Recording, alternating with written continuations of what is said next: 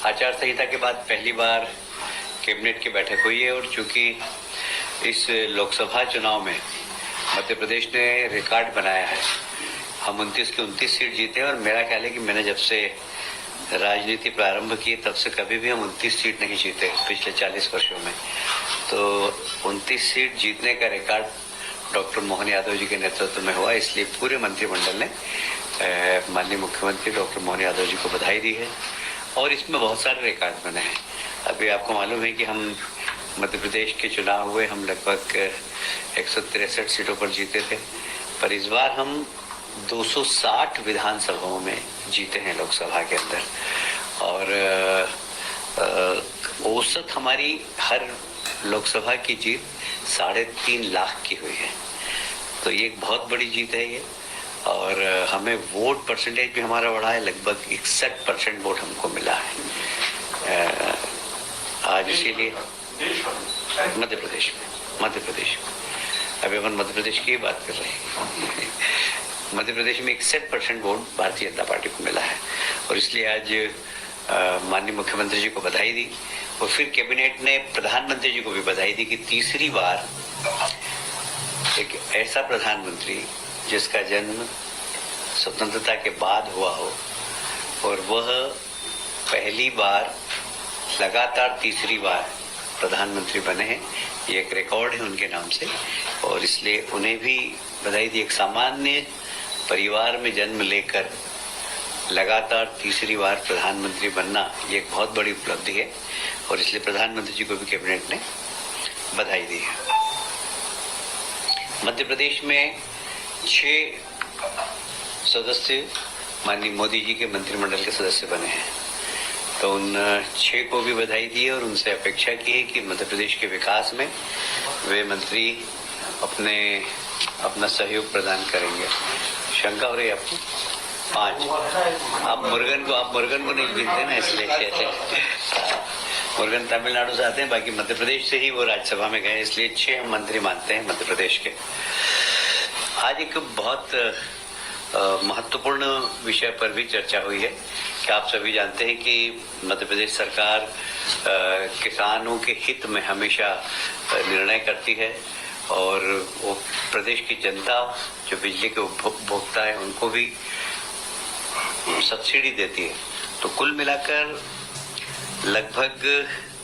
24,420 करोड़ की सब्सिडी राज्य सरकार अलग अलग वर्ग के लोगों को दे रही है। जैसे यदि मैं बात करूं, घरेलू उपभोक्ताओं को लगभग 6,000 करोड़ की सब्सिडी है। आप सभी जानते हैं कि 1 से 100 यूनिट तक बिजली के भाव अलग हैं और बाकी उसके भाव अलग है, इसलिए लगभग सामान्य उपभोक्ता को 6,000 करोड़ की सब्सिडी मिलती है और किसानों को जो सामान्य वर्ग के किसान हैं उनको 13,000 करोड़ की और SC ST को 5,000 करोड़ की। इस प्रकार 24,000 करोड़ की सब्सिडी आज मंत्रिमंडल ने प्रदेश की जनता के लिए मंजूर की है और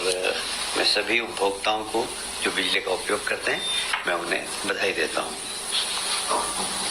माननीय मुख्यमंत्री जी ने निर्देश दिए थे कि हमारे यहाँ जो स्वास्थ्य सेवाएं हैं उसकी क्वालिटी बढ़े और इसके लिए आवश्यकता थी कि कुछ नए पद का सृजन हो और विभागों के डॉक्टर्स की भी कमी थी और कुछ पद ऐसे थे जो प्रमोशन से भरे जाने थे। तो अब प्रमोशन के पद यदि खाली हैं और प्रमोशन वाले योग्य व्यक्ति नहीं है तो उसको सीधी भर्ती से भरने के आज कैबिनेट ने निर्देश दिए हैं और ऐसे लगभग 1214 पद ऐसे हैं जो सीधी भर्ती से भरे जाएंगे और रिक्त पदों में से 50% अर्थात 660 पदों की पूर्ति चयन के सीधे भर्ती से होगी। प्रदेश में टोटल आधे प्रमोशन से होंगे, आधे सीधी भर्ती से होंगे। जो 12 से 14 पद रिक्त हैं उसमें से आधे प्रमोशन से होंगे, आधे सीधी भर्ती से होंगे।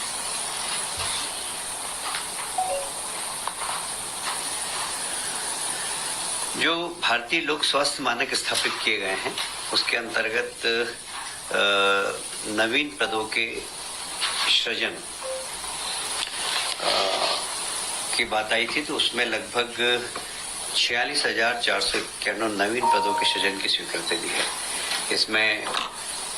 तृतीय श्रेणी, चतुर्थ श्रेणी के कर्मचारी और पैरामेडिकल स्टाफ है, जिससे कि हमारे स्वास्थ्य सेवाओं में चिकित्सक के अतिरिक्त जो पैरामेडिकल स्टाफ है उनके भी पदों को सृजन देकर स्वास्थ्य सेवाओं को उन्नत बनाने का जो माननीय मुख्यमंत्री जी ने घोषणा की थी उसको करने का निर्णय आज लिया गया है। आप सभी जानते हैं कि इस प्रदेश में 3 विश्वविद्यालय, एक सागर में रानी अवंतिकाबाई लोधी विश्वविद्यालय, खरगोन में क्रांति सूर्य टंट्याभिल विश्वविद्यालय एवं गुना में तात्या टोपे विश्वविद्यालय, इन तीनों ही विश्वविद्यालय को उच्च शिक्षा विभाग से संबद्ध करते हुए उनकी जितनी भी आवश्यकता है उसकी पूर्ति करने के कैबिनेट ने निर्देश दिए हैं। भोपाल गैस त्रासदी का जो हॉस्पिटल है वहाँ साधारणतया संविदा नियुक्ति के ही डॉक्टर्स रहते थे, हमेशा स्वास्थ्य विभाग से वहाँ प्रतिनियुक्ति पर नहीं जा पाते थे, पर अब उन हॉस्पिटल्स में भी प्रतिनियुक्ति पर डॉक्टर जा सकेंगे, जिससे कि गैस त्रासदी हॉस्पिटल की गुणवत्ता में सुधार हो और वहाँ के लोगों की अच्छी तरीके से सेवा हो सके। आप सभी जानते हैं कि माननीय मुख्यमंत्री जी ने इस वर्ष को गोवंश रक्षा वर्ष के रूप में घोषित किया है। चैत्र की जो गुड़ी पड़वा नव वर्ष जो प्रारंभ होता है तब से लेकर अगले वर्ष तक पूरे लगातार यह वर्ष गोवंश रक्षा वर्ष के रूप में मनाया जाएगा। इसमें जितनी भी गौशाला हैं उनको उन्नत करना, सड़क पर जो कभी कभी गोवंश घूमता रहता है उनको पकड़कर गौशाला तक पहुंचाना, यदि बीमार हैं तो उन्हें चिकित्सा उपलब्ध कराना, कई बार एक्सीडेंट भी हो जाते हैं, उन सब के लिए हाइड्रोलिक गाड़ियां लाकर उनको उठाकर और गौशाला तक पहुंचाने या हॉस्पिटल तक पहुंचाने का काम माननीय मुख्यमंत्री ने विभाग को निर्देश दिए हैं। तो गोवंश रक्षा वर्ष के रूप में हम गोवंश की रक्षा करने का संकल्प लिया आज के विषय इतना ही थे। यदि आप कुछ पूछना चाहे तो पूछ सकते हैं।